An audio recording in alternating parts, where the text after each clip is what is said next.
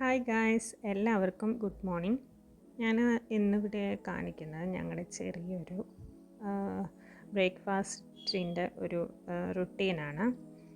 ഞാൻ രാവിലെ എഴുന്നേറ്റപ്പം ചില ദിവസങ്ങളിൽ എപ്പോഴും ഇല്ല, ചില ദിവസങ്ങളിൽ കുഞ്ഞു എൻ്റെ കൂടെ എഴുന്നേറ്റ് വരും.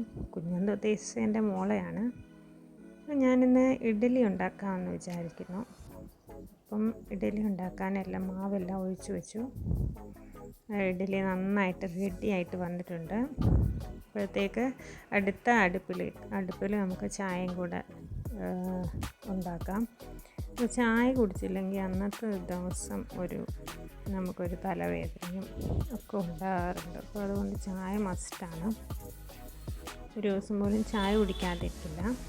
പിന്നെ ഞാൻ തക്കാളി ചട്നിയാണ് ഉണ്ടാക്കുന്നത്. അപ്പോൾ അതിനുള്ള ഇൻഗ്രീഡിയൻസ് ഇവിടെ റെഡിയാക്കി വെച്ചിട്ടുണ്ട്. സവോള, 2-3 തക്കാളി, പിന്നെ കുറച്ച് വെളുത്തുള്ളിയും,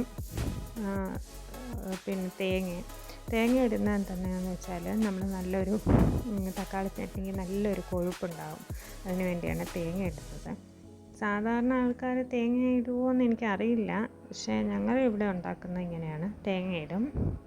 പിന്നെ എരിവ് കുറച്ചുണ്ടാക്കും, കുഞ്ഞിനും കൂടെ കഴിക്കാനുള്ളതുകൊണ്ട് എരിവ് കുറച്ച് ഉണ്ടാക്കും.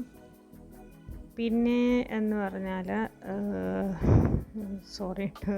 എനിക്കിങ്ങനെ വോയിസ് ഓവർ കൊടുത്തൊന്നും പരിചയമില്ല, അപ്പോൾ അതുകൊണ്ട് കുറച്ച് തെറ്റൊക്കെ പറ്റുന്നുണ്ട്.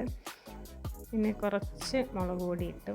അപ്പോൾ ഈ ഇടയ്ക്ക് ഒഴിച്ച വെള്ളം എന്താണെന്ന് വെച്ചാൽ ഞങ്ങൾ ഉപ്പ് വെള്ളമാണ് ഒഴിക്കുന്നത്. വെള്ളം എന്ന് പറഞ്ഞാൽ കല്ലുപ്പിൽ അത് നല്ലപോലെ 2 വെള്ളം ഒഴിച്ച് കഴുകിയിട്ട് അതിനകത്ത് കുറച്ച് വെള്ളം ഒഴിച്ച് വയ്ക്കും.